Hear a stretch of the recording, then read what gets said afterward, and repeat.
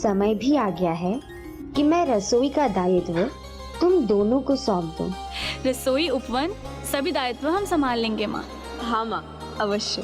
आप देवर जी के साथ मन भर का समय बिताएं।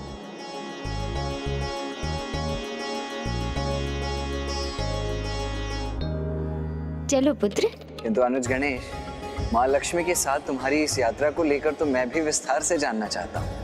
अवश्य ज्येष्ठ, आइए।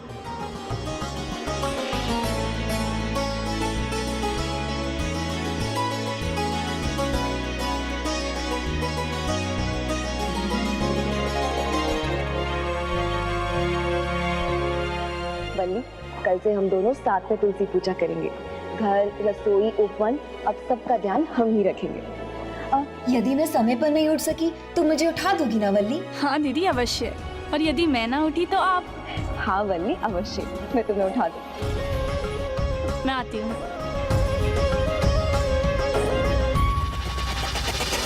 मैं भी तो देवी पार्वती के परिवार के हर सुख की कामना करती हूँ।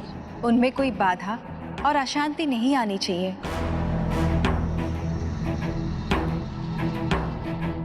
स्वामी, आपकी ये रहस्यमयी मुस्कान मुझे कभी कभी शंका में डाल देती है।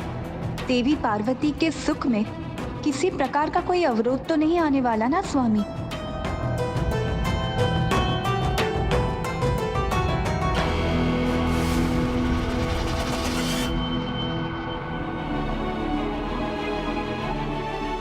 अनुज गणेश, यात्रा में तुम्हें माँ के हाथों से बने स्वादिष्ट मोदक तो नहीं मिल पाए होंगे ना? उनके लिए तो बहुत तरसे होगे ना तुम। किंतु अब तुम चिंता मत करो, क्योंकि तुम्हारी भाभी माँ देवसेना को माँ ने अत्यंत स्वादिष्ट मोदक बनाना सिखा दिया है। तो अब तो अत्यंत आनंद आएगा तुम्हें। प्रभु, दीदी देवसेना की इतनी प्रशंसा कर रहे हैं, उचित है, किंतु मेरे बारे में तो कुछ नहीं कहा उन्होंने। और तुम्हारी भाभी माँ वल्ली, उनके हाथों के पकवान तो आहा, उनके हाथों के बने पकवान के स्वाद का तो तुम अनुमान भी नहीं लगा सकते अनुज। वल्ली की कितनी बुरी बुरी प्रशंसा कर रहे हैं स्वामी। तो क्या उनके हृदय में मुझसे अधिक वल्ली का स्थान है? माँ देखिए ना, भ्राता भाभी माओ का कैसा गुणगान कर रहे हैं।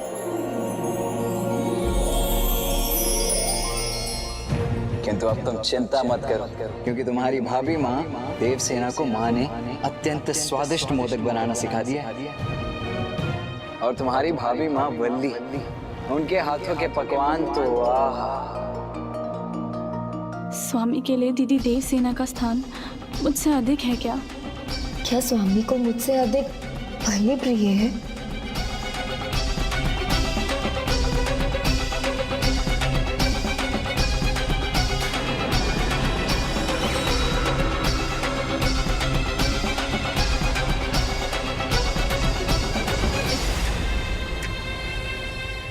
कल भोर से मैं भी उनके हृदय में और स्थान पाने का प्रयास करूंगी। माँ और स्वामी दोनों मुझसे प्रभावित हों। कल से कुछ ऐसा करूंगी मैं।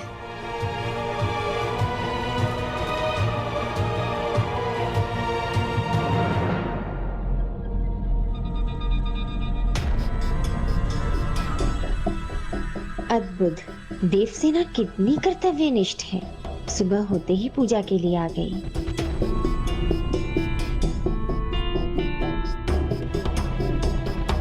माँ के प्रिय पुष्प के पौधे जल बिना मुरझा रहे हैं। मुझे इन्हें जल देना चाहिए। वल्ली जल कलश के साथ। और तुम्हारी भाभी माँ वल्ली, उनके हाथों के पकवान तो आहा, उनके हाथों के बने पकवान के स्वाद का तो तुम अनुमान भी नहीं लगा सकते अनुज। स्वामी कहीं बहन वल्ली से और अधिक प्रभावित ना हो जाए। नहीं नहीं, मुझे पहले पूजा करनी है और स्वामी का सभी कार्य भी, फिर इस पौधे को जल दे दूंगी।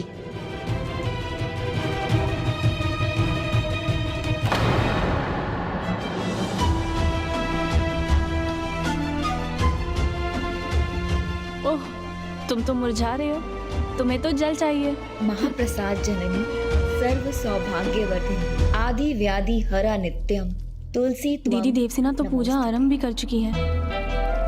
क्योंकि तुम्हारी भाभी माँ देवसेना को माँ ने अत्यंत स्वादिष्ट मोदक बनाना सिखा दिया।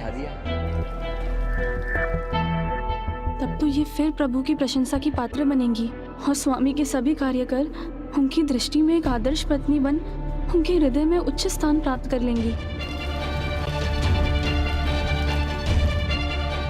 क्षमा करना, मुझे अभी जाना है, किंतु तुलसी पूजा के बाद मैं तुम्हें जल देने अवश्य आ जाऊंगी।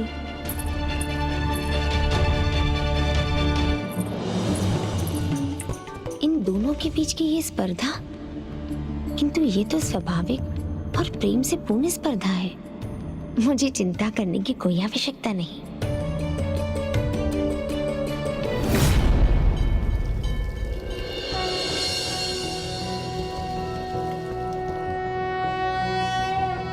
शिवो महेश्वरः शम्भुः पिनाकी शशिशेखरः वामदेवो विरूपाक्षः कपर्दिनीललोहितः शङ्करशूलपाणिश्च खट्वाङ्गी विष्णुवल्लभः शिपिविष्टो अम्बिकानाथः श्रीकण्ठो भक्तवत्सलः।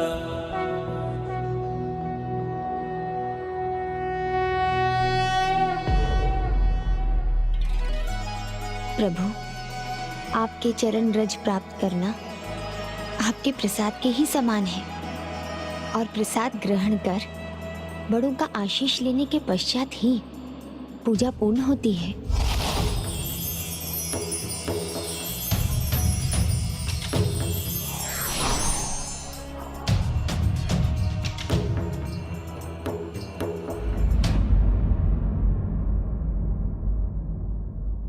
हमारी पूजा तो संपन्न हुई, अब हमें जाकर माँ और पिताश्री का आशीष प्राप्त करना चाहिए। हाँ बहन वल्ली। प्रभु, आज कितने दिनों के पश्चात हमारा पूरा परिवार एक साथ है, इसलिए आज का दिन मैं एक उत्सव के समान मनाऊंगी। अपने दोनों पुत्रों के लिए उनका प्रिय भोजन बनाऊंगी, उन्हें स्वयं जाकर जगाऊंगी। देखिए स्वामी, हमारी दोनों पुत्र वधुएं भोर में ही अपनी पूजा संपन्न कर यहीं आ रही हैं। बहनों के समान दोनों में कितना स्नेह है। पुत्र वधू होने का कर्तव्य पूरी निष्ठा से निभाती हैं। हर दिन के समान पूजा कर वो हमारा आशीष लेने आ रही हैं।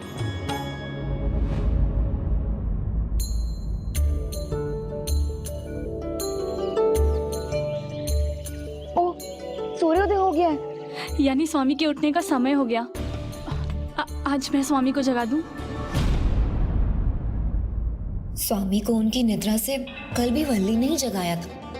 मुझे भी ये सौभाग्य क्यों ना मिले कि उठते ही सबसे पहले वो मुझको ही देखे। तो मुझे भी वल्ली के साथ जगना चाहिए। तुम उचित कहती हो वल्ली। सूर्यदेव आज दिन की यात्रा आरंभ करे उससे पहले हम दोनों को स्वामी को जगा देना चाहिए। पुत्र कार्तिकेय को जगाने तो मैं। ये क्या किया इन्होंने?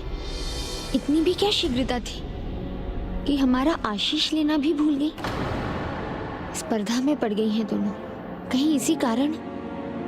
कुछ भी नहीं होगा प्रिय। जहां आप हैं वहां कुछ भी अप्रिय नहीं हो सकता। आपके शब्द सत्य हो प्रभु, किंतु मेरे पुत्रों पर मेरा भी तो अधिकार है। आज मैं स्वयं उन्हें जाकर जगाना चाहती थी। क्षमा कीजिएगा माता, किंतु जिस प्रकार आप प्रभु महादेव का ध्यान रखती हैं, यदि उसी प्रकार कुमार कार्तिकेय की पत्नियां भी अपना कर्तव्य निभाएं तो उचित होगा। और एक बार प्रथम पूज्य गणेश जी का विवाह हो जाए, उसके पश्चात आपको उनकी भी चिंता नहीं करनी होगी। विवाह होने पर भी पुत्र का संबंध उसकी माँ से समाप्त तो नहीं हो जाता। माँ और पुत्र का स्नेह तो सदैव बना रहता है। माँ तो सदैव माँ ही रहती है ना नंदी जी।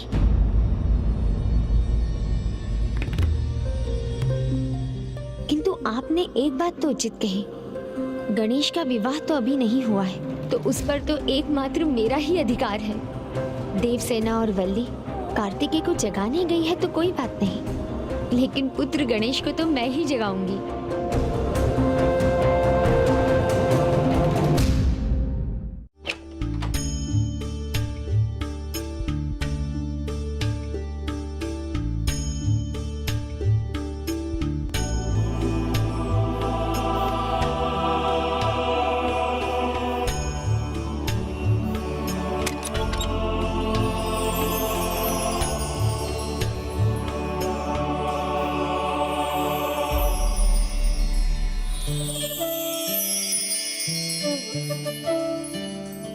आँख खुलते ही उनकी दृष्टि सर्वप्रथम मुझ पर ही होगी।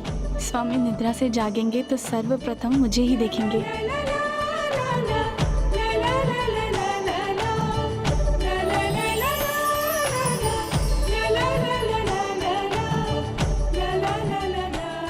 प्रणाम स्वामी।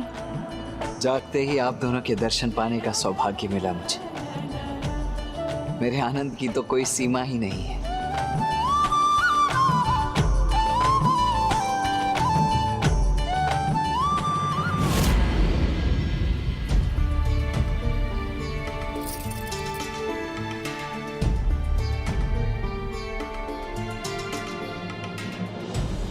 मैं आपके लिए जल ले आती हूँ। नहीं वली, रुको, तुम चिंता मत करो, मैं जल लेकर आती हूँ।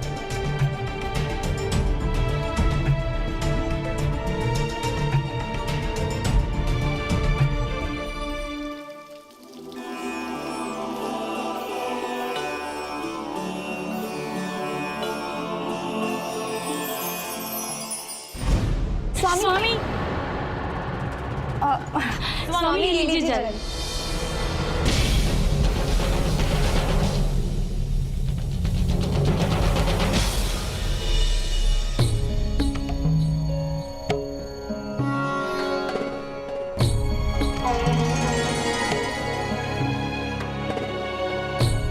मेरी चिंता सत्य तो नहीं हो रही, कहीं इनकी स्पर्धा बढ़ती तो नहीं जा रही।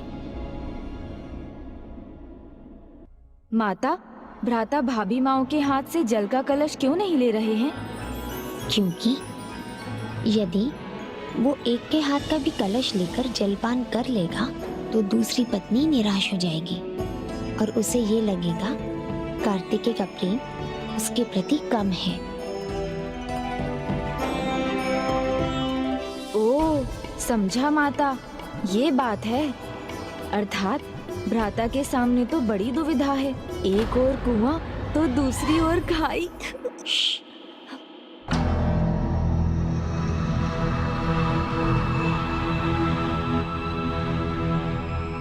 ये कहाँ उलझ गए देव सेनापति।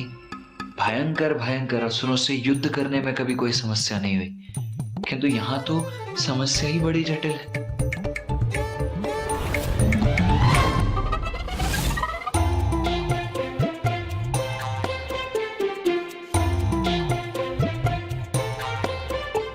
देव सेनापति, यहाँ अस्त्र शस्त्र नहीं, बुद्धि का प्रयोग करना होगा आपको, जिसमें मैं ही सहायता कर सकता हूँ। क्योंकि यहाँ भूल हुई तो जो युद्ध होगा उसमें आप विजयी नहीं हो सकते। लीजिए ना स्वामी।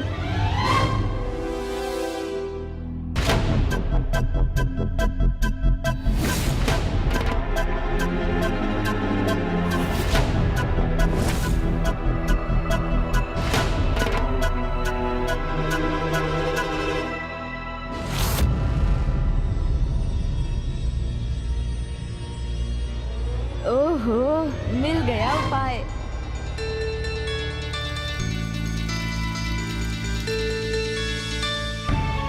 माता, देखिए ना कैसा अन्याय हो रहा है यहाँ। 2 कलश जल की आवश्यकता मुझे होती है और वो मिल किसे रहा है? भ्राता को।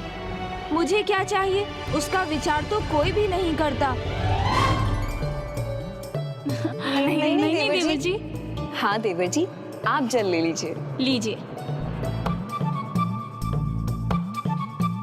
धन्यवाद भाभी माँ, आप दोनों ने मेरा भी ध्यान रखा। किंतु एक कलश जल तो मैं पी चुका हूँ, तो मैं दोनों कलशों का क्या करूँगा? एक आप ले लीजिए भ्राता। धन्यवाद गणेश, मुझे इस गंभीर समस्या से निकालने के लिए। धन्यवाद अनुज गणेश।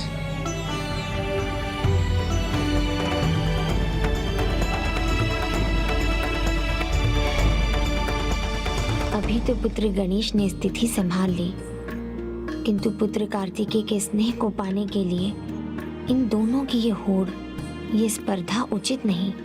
इससे तो परिवार में मनमुटाव उत्पन्न हो सकता है, और जब मन में दुराव आ जाए तो फिर परिवार भी कहाँ प्रसन्न रह पाता है। इसके पूर्व की ये स्पर्धा ईर्ष्या में बदल जाए, जिसका प्रभाव परिवार पर ही पड़ने लगे। मुझे इन दोनों को समझाना होगा, नहीं तो परिवार की शांति भंग हो जाएगी।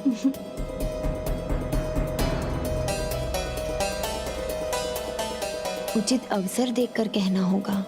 दूसरों के सामने किसी की त्रुटि बताने से भूल करने वाले को अपमान का बोध होता है, इसलिए मुझे बड़ी समझबूझ से इन दोनों को समझाना होगा, वो भी तब जब दोनों एक साथ अपने कक्ष में होंगे।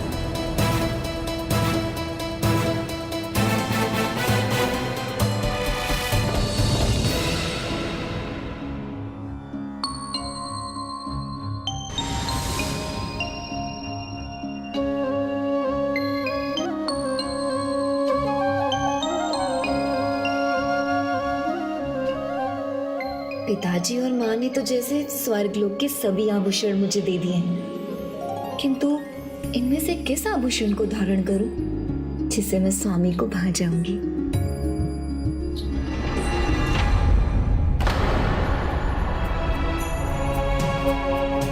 दीदी, देवसेना के पास तो अनेक आभूषण हैं। एक आभूषण पहनकर बार बार स्वामी के सामने जाऊंगी तो कुछ समय बाद प्रभु मुझ पर ध्यान भी नहीं देंगे।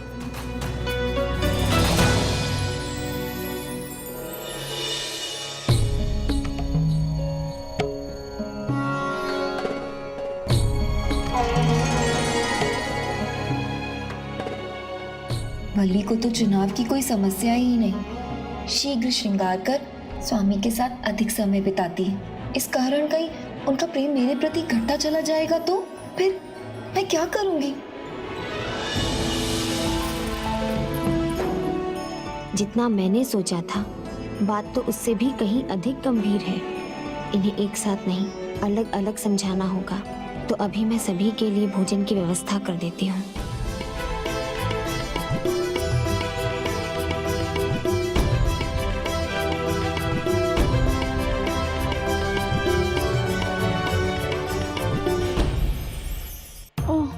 इस सूखते पौधे को तो जल देना भूल ही गई। अभी जाकर दे देती हूँ। किंतु दीदी का श्रृंगार भी अब पूरा हो गया। क्षमा करना पौधे, तुम्हें कुछ और समय प्रतीक्षा करनी होगी, क्योंकि अभी मेरा कहीं और होना आवश्यक है। भोजन की व्यवस्था में मैं देर नहीं कर सकती। भोजन के बाद तुम्हें जल्द देने अवश्य आऊंगी।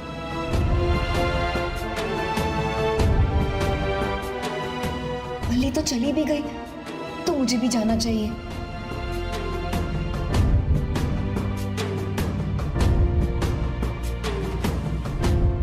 ओह, पौधे को पानी भी तो देना था, किंतु अभी नहीं। अब तो भोजन के बाद ही जल दे सकती हूँ, अन्यथा भोजन को लेकर सभी वल्ली की ही प्रशंसा करेंगे।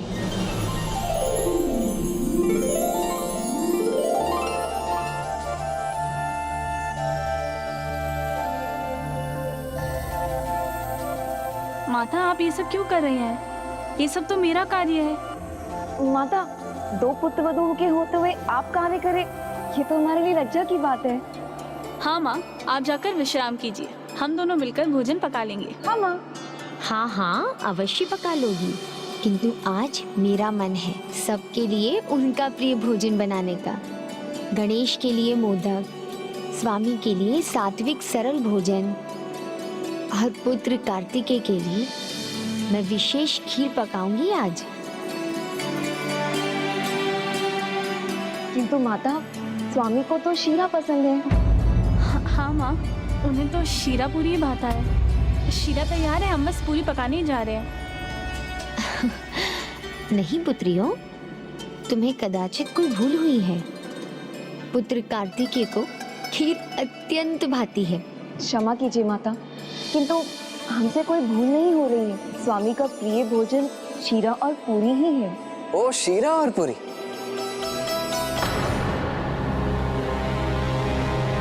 शीरा पूरी अर्थात मेरा सबसे प्रिय पकवान बन रहा है आज।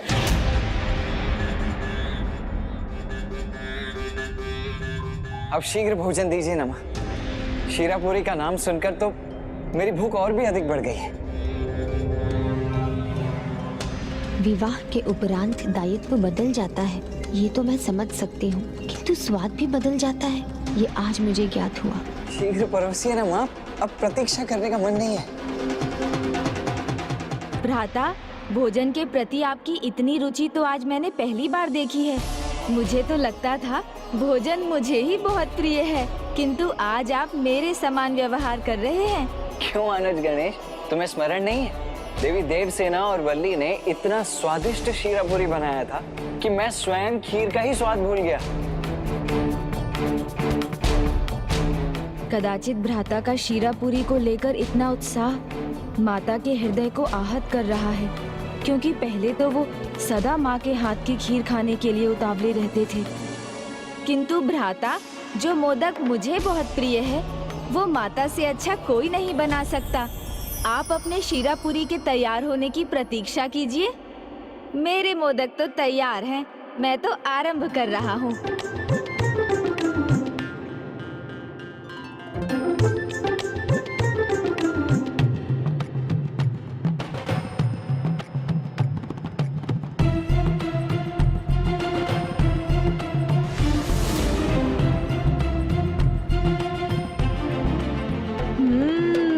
अद्भुत।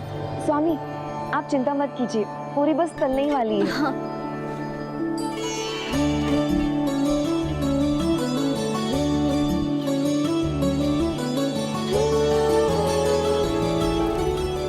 भ्राता, जब मोदक तैयार हैं, तो आप प्रतीक्षा क्यों कर रहे हैं? आइए, ये तो ग्रहण कीजिए।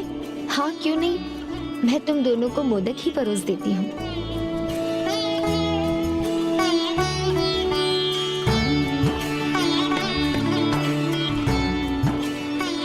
बस बस बस बस, अभी मैं इतने सारे मोदक यदि खा लूंगा तो फिर मैं शीरापुरी कैसे खा पाऊंगा? पेट भर जाएगा ना। मैंने इतने मन से इन दोनों का दुलार करने के लिए इनके सबसे प्रिय भोजन की व्यवस्था की थी, किंतु कार्तिकेय को तो खीर का स्वाद भी स्मरण नहीं। वल्ली, तुम जाकर माता की सहायता कर लो, मैं पूरी तल दूंगी। नहीं दीदी, माँ ने तो मोदक परोस भी दिए। आप दोनों जाइए, विश्राम कर लीजिए, यहाँ मैं पूरी बना लेती हूँ। इन दोनों की स्पर्धा तो फिर आरंभ हो गई है। अब तो मुझे इसी बात की चिंता सता रही है। नहीं वल्ली, मुझे विश्राम की आवश्यकता नहीं है, मैं पूरी तल लूंगी, तुम जाकर विश्राम क्यों नहीं करती, है ना? आप कार्य करें और मैं विश्राम करूंगी, ऐसा कहीं अच्छा लगता है क्या? आप मेरी बात मानिए, आप जाकर विश्राम कर लीजिए, ये सब मुझ पर छोड़ दीजिए आप। कदाचित अब बात बिगड़ने ही वाली है। नहीं नहीं वल्ली, तुम जाओ ना। वल्ली, मैं कर लूंगी। नहीं दीदी, मैंने कहा ना, आप विश्राम कीजिए, मैं कर लूंगी। नहीं वल्ली, मेरा सुझाव है कि तुम दोनों मिलकर पूरियां तल लो। और वैसे भी तुम दोनों दो कहाँ हो, एक ही तो हो। और स्वादिष्ट भोजन का रहस्य पता है तुम्हें? जब उसे मन से प्रेम से पकाया जाए तो उसका स्वाद और बढ़ जाता है, और तुम दोनों का प्रेम तो इसे कहीं अधिक स्वादिष्ट बना देगा। कदाचित इससे इनकी समझ में आएगा कि ये दोनों साथ मिलकर रहेंगे तो पुत्र कार्तिकेय के लिए इनका प्रेम अनेक गुना बढ़ जाएगा। उचित है माता। आपका आदेश तो हमारे लिए कर्तव्य के समान है।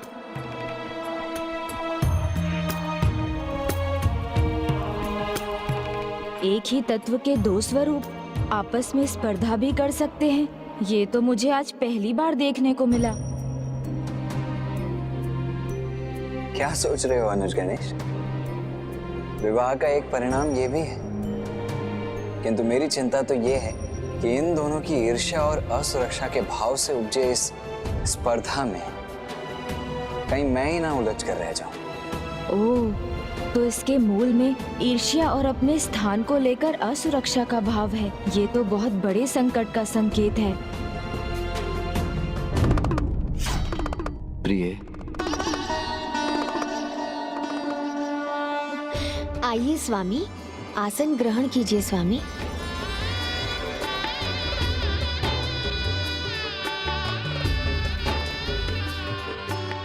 प्रिय, आप तीनों भी भोजन कीजिए। नहीं स्वामी, पहले आप तीनों भोजन कर लीजिए, उसके पश्चात हम कर लेंगे। हाँ हाँ पिताश्री, अब तो पूरियां भी तैयार है। प्रिय, मैं भी आज शीरा पूरी खाऊंगा।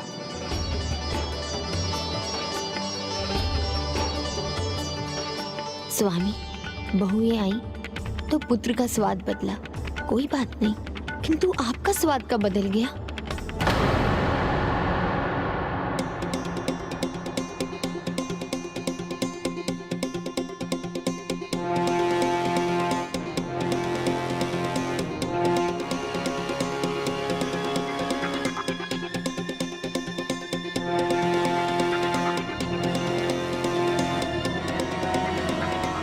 आपके हाथ का परोसा कोई भी भोजन मुझे स्वादिष्ट लगता है प्रिय, और वो कभी कैसे बदल सकता है।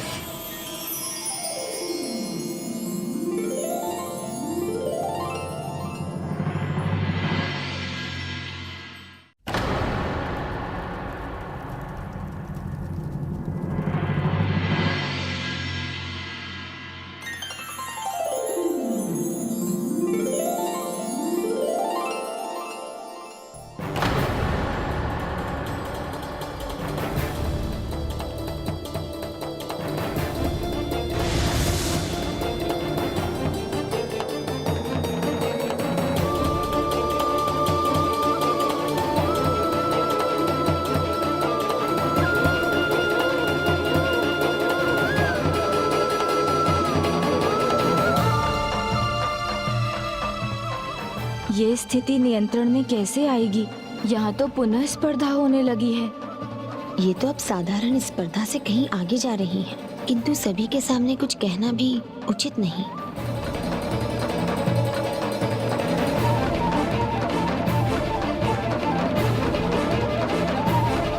पुत्री वल्ली, गणेश के मोदक समाप्त हो रहे हैं। किंतु मुझे तो और भूख ही नहीं है। ओह, समझा। आप भाभी माँ वल्ली का ध्यान भ्राता के थाल से हटाना चाहती है माता।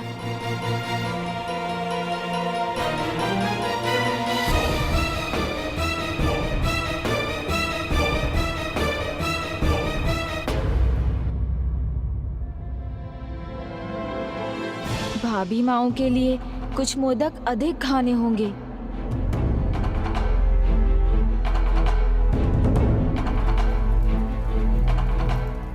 अब तो पुत्र कार्तिकेय को अपने हाथों से भोजन कराने का अवसर भी कठिनाई से ही मिलेगा, और गणेश के विवाह के बाद तो कदाचित उसे भी भोजन कराना कठिन होगा।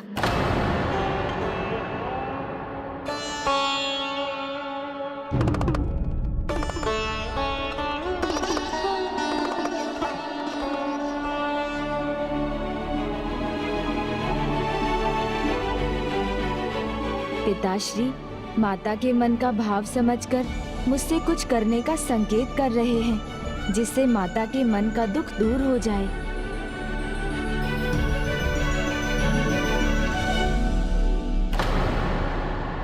भ्राता पूरा भोजन किया, किंतु माता के हाथों से एक भी निवाला नहीं खाया, तो संतोष कैसे होगा?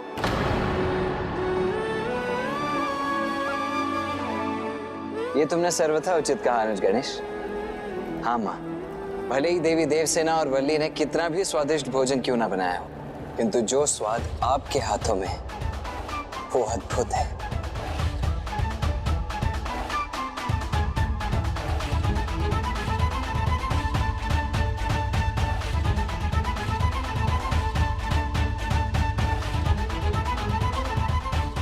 चलो, इतना तो हुआ कि सारी प्रशंसा वल्ली को नहीं मिली। अच्छा ही हुआ ना, सारी प्रशंसा का केंद्र दीदी नहीं बनी। दोनों भाभी माओं के मन में एक दूसरे को लेकर स्पर्धा बहुत गंभीर हो चुकी है।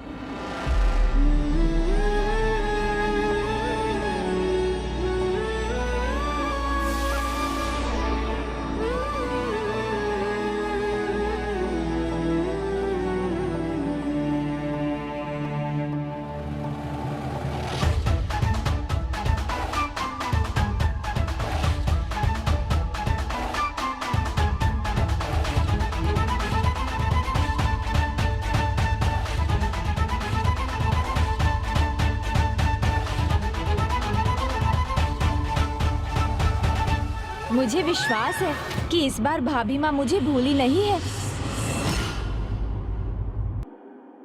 दोनों भाभी माँओं में से एक तो अवश्य मेरे लिए भी जल लेकर आई होंगी।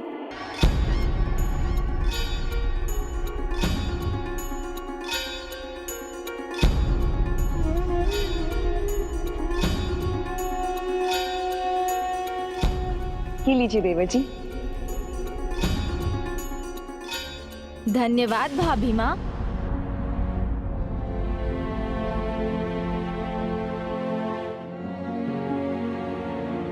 स्थिति अभी सुधरी नहीं है। मुझे इन दोनों को अलग अलग समझाना ही होगा, अन्यथा कैलाश के शांतिपूर्ण वातावरण को बिगड़ते समय नहीं लगेगा।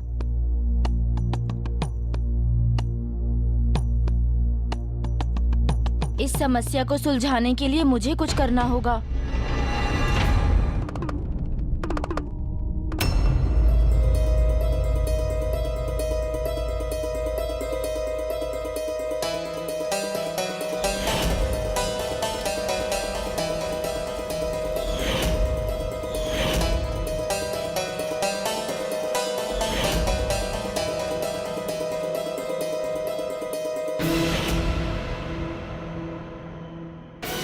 क्या हुआ भाभी माँ? आप चिंतित क्यों हैं? नहीं देवर जी, कुछ विशेष नहीं है। नहीं देवर जी, ऐसा कुछ नहीं है, आप चिंतित मत होइए। चिंता कैसे ना करूं भाभी माँ, इधर आप चिंतित हैं, उधर आप दोनों को स्पर्धा में देखकर माता भी अत्यंत चिंतित हैं। भाभी माँ, आप दोनों तो एक ही हैं, फिर ये व्यर्थ की स्पर्धा क्यों?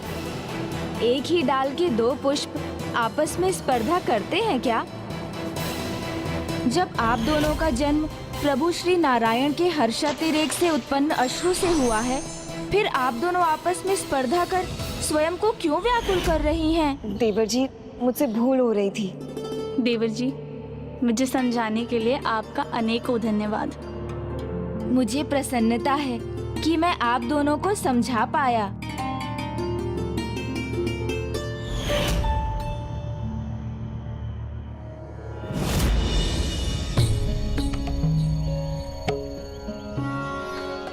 देवर जी, गणेश जी ने उचित ही कहा है।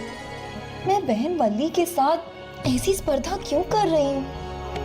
और माँ को भी ये ज्ञात हो ही गया। देवर जी के शब्द सर्वथा उचित ही तो है। जब हम दोनों एक हैं, हमने एक दूसरे को स्वीकार किया है, तो फिर स्पर्धा तो मूर्खता है।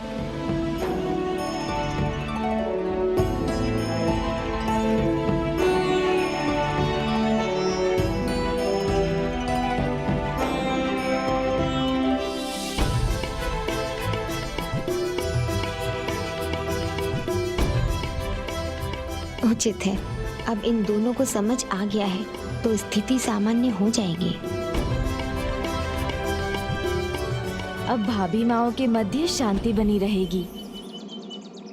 दीदी क्षमा करें, मेरा आपसे स्पर्धा करना तो उचित नहीं था। क्षमा तो मुझे मांगनी चाहिए बहन वल्ली। भोर से ही मैं हम दोनों की होड़ में लगी हुई थी। हाँ दीदी, स्वामी को नींद से मैं जगाऊं या आप, एक ही तो बात है। हाँ, मेरे हाथ से उन्हें जल मिले या तुम्हारे हाथ से, एक ही तो बात है। लेकिन एक बात ये भी है, मुझे सदा यही लगता है जैसे मैं ही उनके लिए कुछ अधिक कर डालूं। ये बात तो मेरे साथ भी है। ऐसा लगता है कि उन्हें जो भी चाहिए वो मैं ही दे दूं।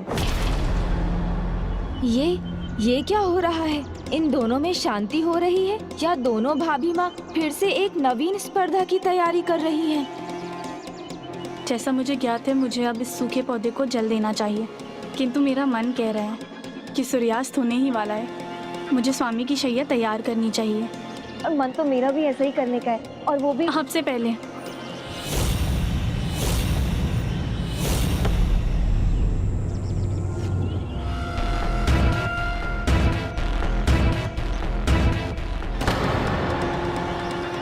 मैं विश्वास दिलाती हूँ, पहले मैं स्वामी की शैया तैयार कर दूँ, उसके बाद अवश्य तुम्हें जल दूंगी। उनका कार्य करने के बाद मैं तुम्हें जल देने अवश्य आऊंगी।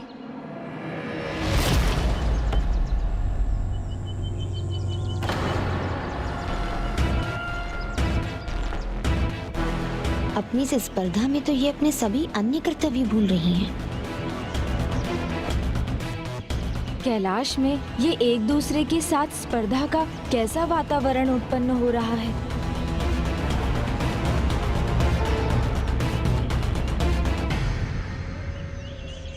फिर तो तुम्हें शीघ्र ही कैलाश पहुंचना चाहिए, क्योंकि देवी पार्वती को शीघ्र ही तुम्हारी आवश्यकता होगा। प्रभु श्री नारायण ने कहा था कुछ महत्वपूर्ण करना है मुझे। जो भी हो रहा है उसका संबंध वैकुंठ से ही है। मुझे मेरे सभी प्रश्नों के उत्तर वहीं मिलेंगे।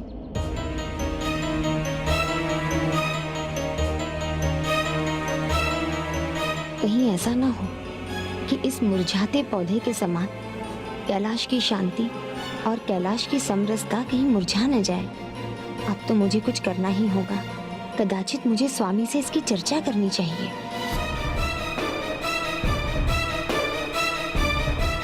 स्वामी तो सदा के समान अपने ध्यान में ही है। यहाँ समस्या बढ़ती जा रही है और मैं किसी से अपनी चिंता बांट भी नहीं सकती। स्वामी के लिए तो उनका ध्यान ही सब कुछ है और घर परिवार, किंतु उनकी दृष्टि से छिपा थोड़ी ही होगा कि कार्तिकेय का तो स्वाद ही बदल गया। अपनी माँ की खीर के आगे अपनी पत्नियों के हाथों का शीरा पूरी भाने लगा है, किंतु प्रभु ने इसे लेकर मुझे एक शब्द भी नहीं कहा। बस भोजन किया और अपने ध्यान में रम गए। जिन्हें यही नहीं पता कि उनकी पत्नी के मन में कितनी उथल पुथल चल रही है। मेरे भोलेनाथ तो अपने पुत्र वधुओं के बीच की स्पर्धा भी कैसे देख पाएंगे।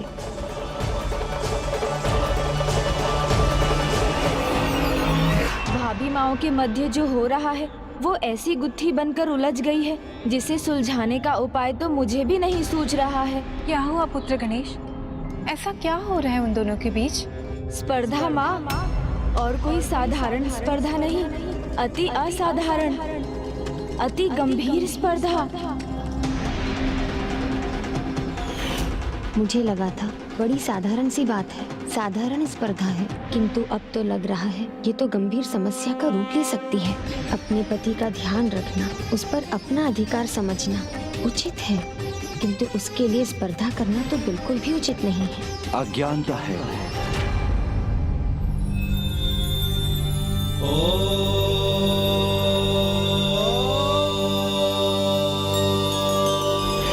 हाँ, वो दोनों बालकों के समान स्पर्धा में जुट जाती हैं और माता ये सब देखकर बहुत तनाव में आ जाती हैं।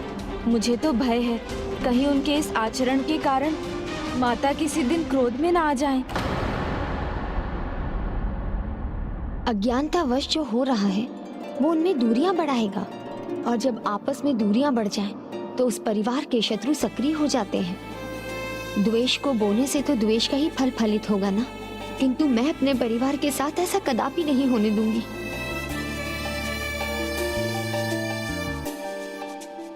मैं आपको समस्या बता रही हूँ और उसे सुलझाने के उपाय के स्थान पर आप मुस्कुरा रहे हैं। प्रभु, मैं आपसे इतनी गंभीर समस्या साझा कर रहा हूँ और आप मुस्कुरा रहे हैं। क्योंकि ये वास्तव में इतनी गंभीर बात है नहीं। ये तो प्रत्येक गृहस्थी की बात है। प्रत्येक माँ को लगता है कि पत्नी के आने के बाद उसका पुत्र बदल गया है। हर सास को लगता है कि पुत्र वधुओं की आपस में ही होड़ लगी हुई है। वो आपस में ही नहीं, सास के साथ भी स्पर्धा में है। नहीं प्रभु, बात साधारण नहीं, गंभीर है। इतनी ईर्ष्या साधारण नहीं। मुझे तो शंका है, यदि मैंने उन्हें समझाने का प्रयास भी किया तो उन्हें कहीं ये ना लगे कि मैं उनके वैवाहिक जीवन में हस्तक्षेप कर रही हूँ। ये तो सर्वथा अनुचित होगा। मेरी चिंता का तो कोई समाधान ही मुझे नहीं दिखाई दे रहा है। समाधान है, स्पष्ट है और आपकी आंखों के सामने है प्रिय। जब एक पौधा नकारात्मकता के कारण सूखे तो उससे पहले ही उसे सकारात्मकता की शक्ति से सींच दीजिए, और जब वो पौधा संपूर्ण परिवार का प्रतीक हो तो ये कार्य सभी को एक साथ मिलकर करना चाहिए।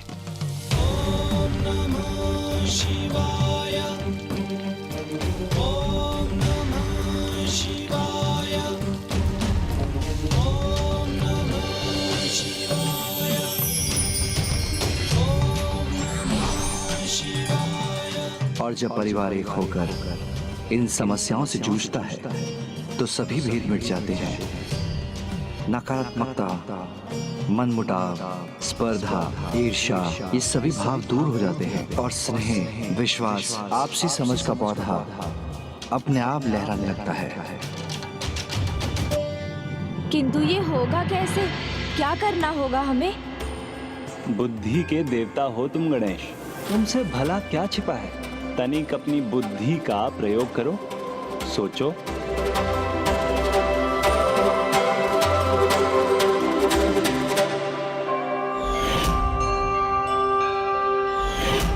सोचा, बहुत सोचा। फिर मेरे मन में आया कि मुझे कैलाश में आपके महान रूप के दर्शन हो रहे थे, तो क्या इस समस्या का समाधान उसी से जुड़ा हुआ है? संभव है। प्रभु, पहेलियां मत बुझाइए, बताइए ना क्या सुझाव है आपका?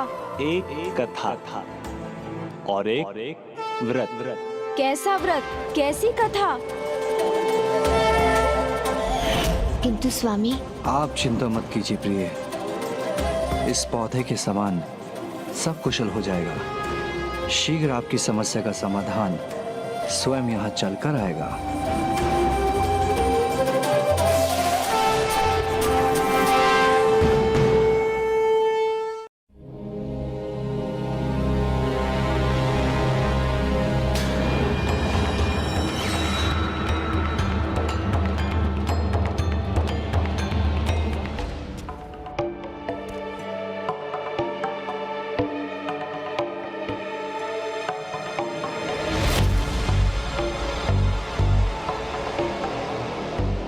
शंखचूड़?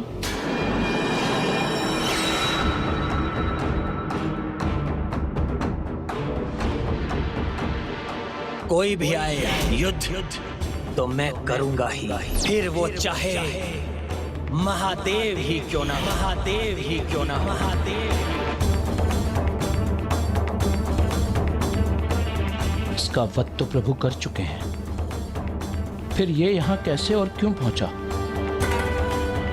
उसे रोकना होगा।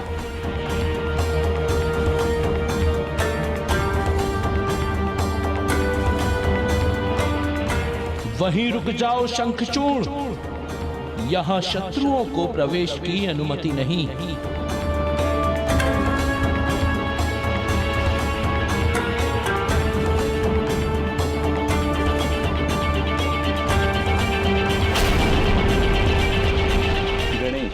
जिन प्रश्नों के उत्तर के लिए तुम यहाँ आए हो, उन सभी का उत्तर तुम्हें कैलाश में ही प्राप्त होगा और फिर वहाँ जो होना चाहिए उसे पूरे विधि विधान से तुम्हें ही करवाना होगा।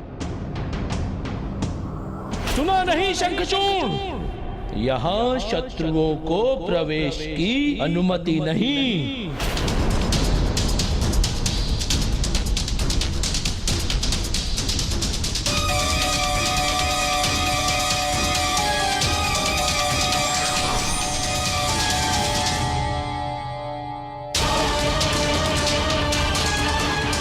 वहीं रुक जाओ शंखचूड़, अन्यथा परिणाम भयंकर होगा। शंखचूड़! नंदी जी, ये क्या कर रहे हैं आप? ये शंखचूड़ नहीं है।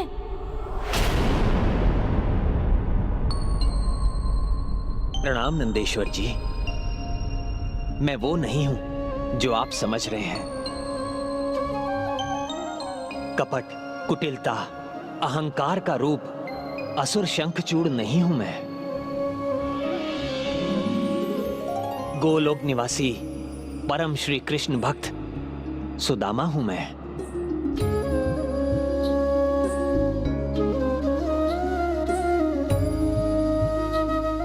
हाँ नंदी जी, ये उचित कह रहे हैं, यही इनका वास्तविक परिचय है। प्रणाम सुदामा जी। मैं बैर भाव से नहीं, मैं कृतज्ञता के भाव से आया हूं। प्रभु महादेव, माता पार्वती, स्वामी कार्तिकेय, विघ्नहर्ता गणेश और संपूर्ण शिवसेना को धन्यवाद करने आया हूं, जिन सभी की कृपा से मुझे असुर जन्म से मुक्ति मिली है।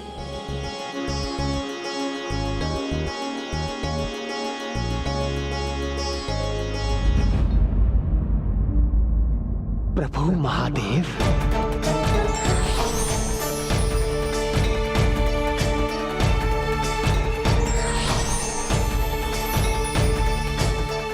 प्रभु,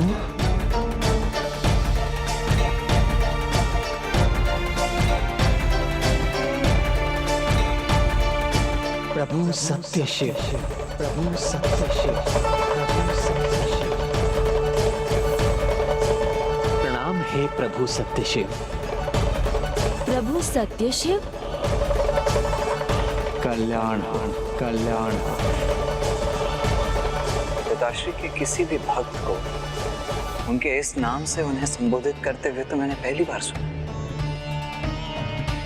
है ना गणेश?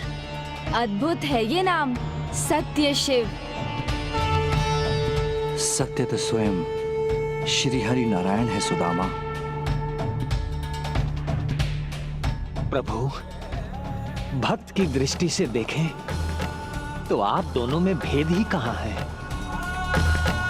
जिनके दर्शन माया मोह के चक्र से दूर कर सभी झूठ से मुक्त कर दें, जन्म मरण के इस चक्र से मुक्ति दिला दें, वही सत्य है।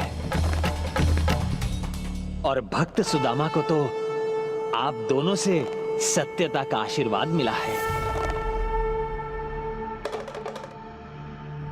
मेरे प्रथम जन्म में जब मैं एक निर्धन ब्राह्मण होने के बोझ से त्रस्त था, तो मुझे उससे मुक्ति दिलाने वाले, गोलोकवासी बनाने वाले मेरे प्रभु ही तो थे, प्रभु श्री सत्यनारायण।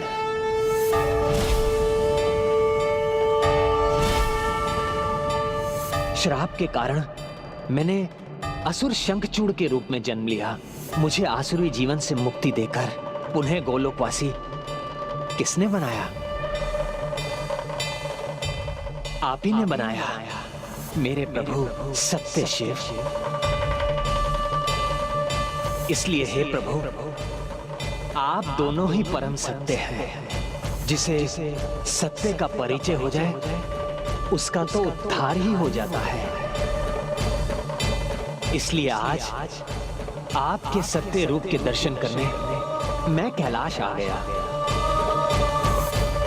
मेरे सत्य शिव।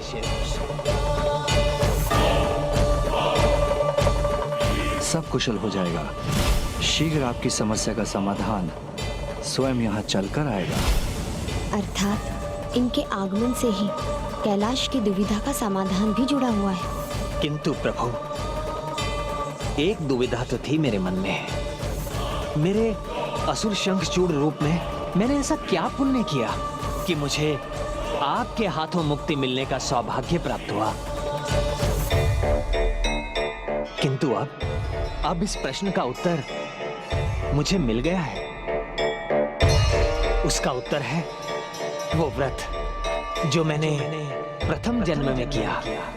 उसका उत्तर है वो कथा जो मैंने उसी जन्म में सुनी। एक कथा और एक व्रत। कौन सा व्रत, कैसी कथा सुदामा जी? वो व्रत, वो कथा जो सभी कष्टों को मिटा दे, सभी चिंताओं को दूर कर दे, समस्या के बढ़ने से पहले उनको मूल से ही मिटा दे, जिसके बाद अशुभ का अंत होकर शुभता का विस्तार होता है। और जब परिवार एक होकर इन समस्याओं से जूझता है तो सभी भेद मिट जाते हैं। नकारात्मकता, मनमुटाव, स्पर्धा, ईर्ष्या, ये सभी भाव दूर हो जाते हैं।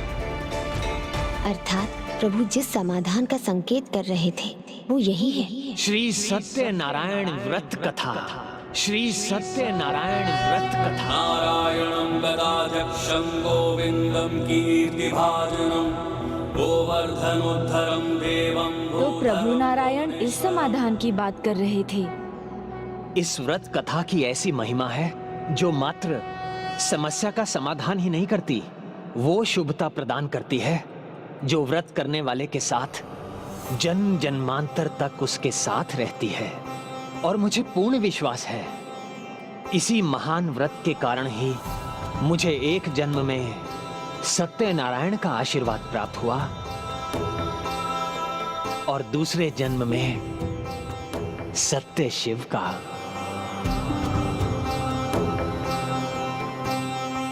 सत्यनारायण व्रत कथा, समझ गया। इस व्रत से ही कैलाश में पुनः शांति आ सकती है। हमें ये व्रत करना चाहिए। ऐसा अद्भुत महान व्रत है ये तो सभी को करना चाहिए।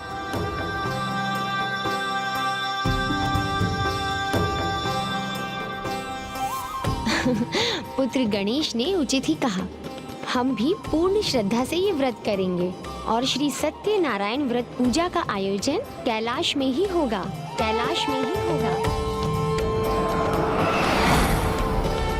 ये तो मेरा परम सौभाग्य होगा।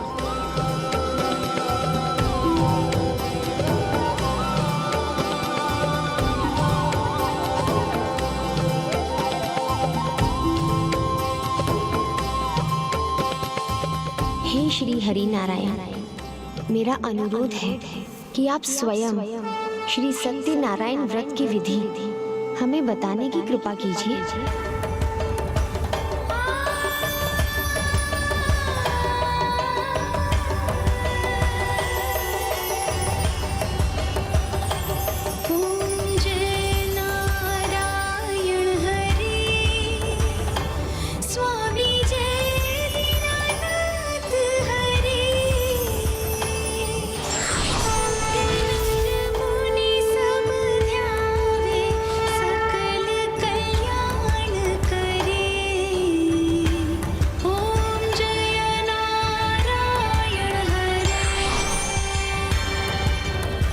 प्रणाम महादेव, प्रणाम देवी पार्वती।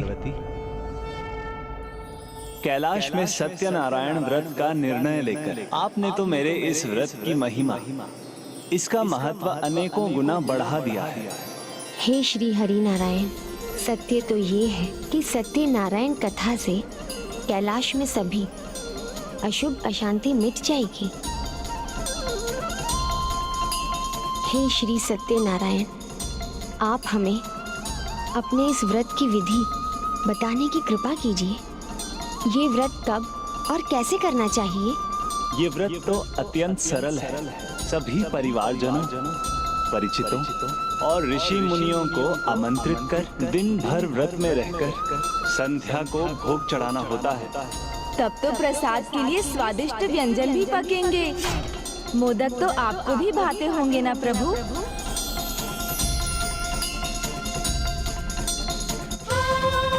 गणेश, इस व्रत पूजा में मैं चूरमा, केला, घी, दूध और नारियल का आहार करता हूँ। किंतु इससे भी अधिक महत्वपूर्ण एक और भाग है इस व्रत का, श्री सत्यनारायण व्रत कथा। नारायण व्रत कथा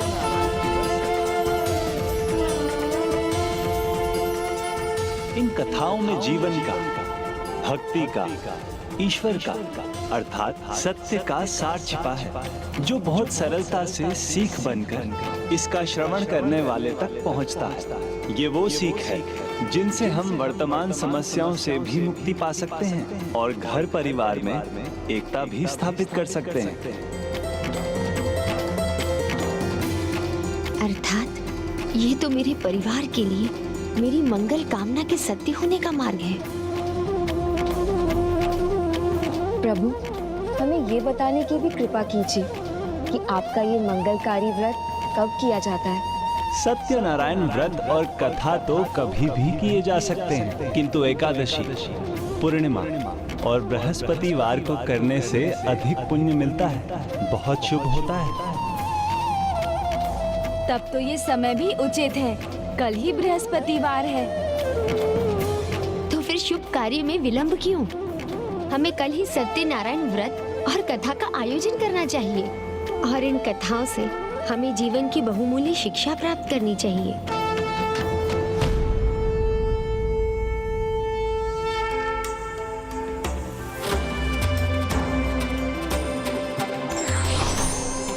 हम कल स्वयं जाकर सभी को इस पूजा, व्रत और कथा के लिए आमंत्रित करूंगा।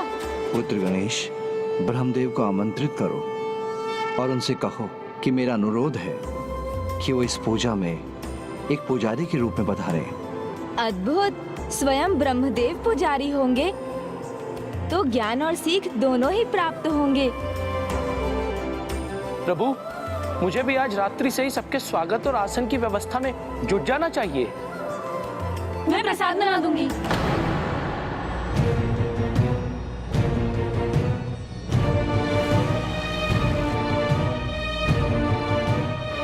इस आयोजन को भी स्पर्धा का रूप ना दे दे, ये तो अनुचित ही नहीं होगा। अपितु जिस कारण से इस व्रत का आयोजन करवा रही हूँ उसके विरुद्ध भी होगा। दीदी, मुझे भी तो कभी अवसर मिलना चाहिए ना, ये मैं कर लूंगी। नहीं वल्ली, प्रसाद बनाना मेरा ही उचित होगा, तुम कोई अन्य कार्य कर लो। पर दीदी, पुत्रियों, ये पूजा कार्तिकेय के साथ तुम दोनों के हाथों से भी होगी। उत्तम यही होगा कि तुम दोनों आपस में कार्य बांट लो। पुत्री वल्ली, पूजा सामग्री एकत्र करना भी एक महत्वपूर्ण कार्य है, वो तुम कर लो। अवश्य। पुत्री देवसेना, तुम प्रसाद बना लो। उचित है माता।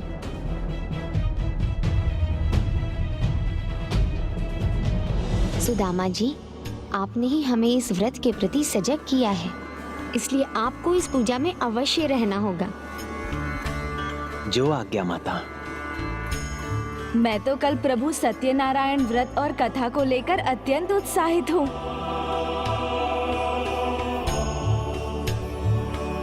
माँ की दृष्टि में दीदी ही उत्तम है, तभी तो प्रसाद बनाने का दायित्व उन्हें दिया।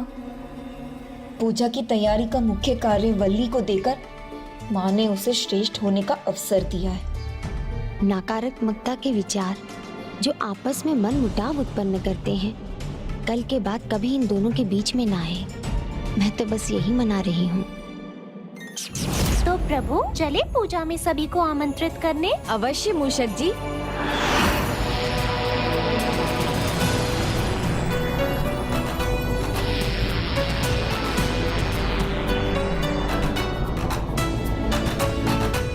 सभी नवग्रहों को निमंत्रण है। कैलाश में श्री सत्यनारायण व्रत कथा में भाग लेने का निमंत्रण।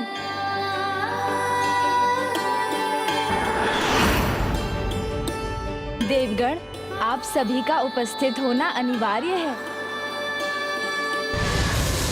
सप्तऋषिगण, आप सभी कैलाश के लिए प्रस्थान कीजिए। प्रभु आपके सत्यनारायण स्वरूप की पूजा में आपको और माँ को सर्वप्रथम आना होगा। ये तो मेरा परम सौभाग्य होगा। सौभाग्य तो हमारा होगा, किंतु आपको शीघ्र पहुँचना है, क्योंकि आपके बिना पूजा आरंभ नहीं हो सकती। पिताश्री के अनुरोध के अनुसार श्री सत्यनारायण कथा में पुजारी बनकर पूजा तो आपको ही करवानी है, इसलिए शीघ्र चलिए ब्रह्मदेव, कैलाश में आपकी प्रतीक्षा हो रही होगी।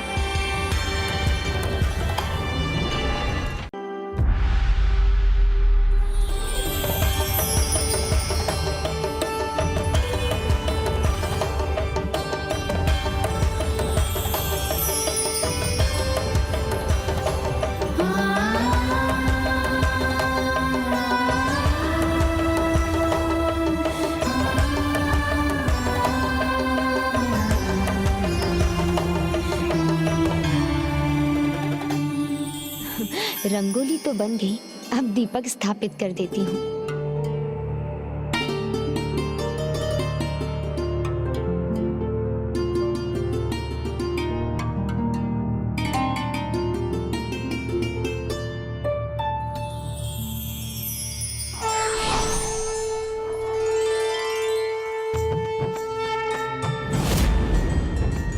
इस दीपक की ज्योत ने मुझे क्या स्मरण करवा दिया।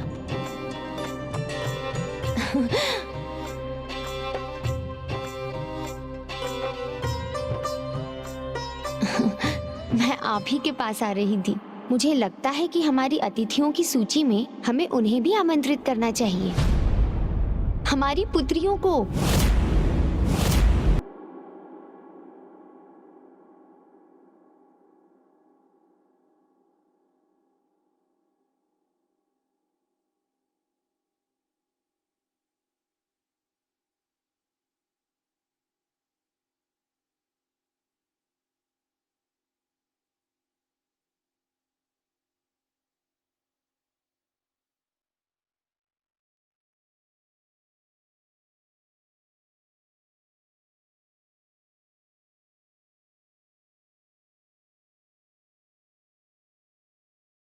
अवश्य प्रिय, इस शुभ अवसर पर अपनी सभी पुत्रियों को आमंत्रित करना चाहिए।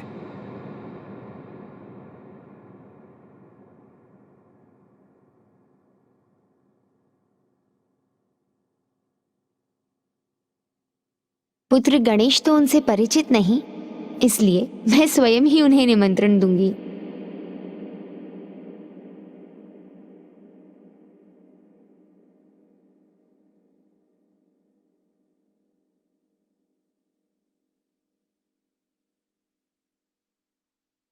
पुत्री ज्योति,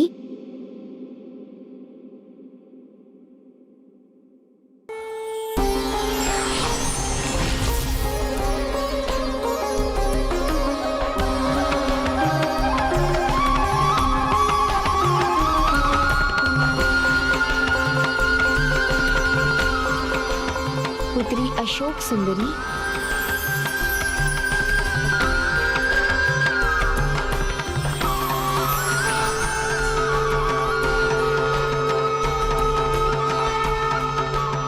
प्रणाम पिताश्री। प्रणाम माँ। मैं तुम दोनों को कैलाश में होने वाले सत्यनारायण पूजा के लिए आमंत्रित करती हूँ।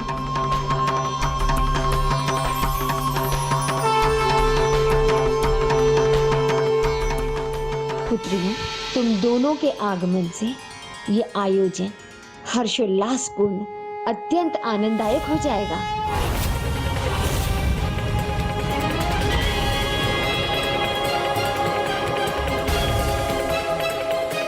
इस महत्वपूर्ण आयोजन के अवसर पर माँ मुझे निमंत्रण देना कैसे भूल गई?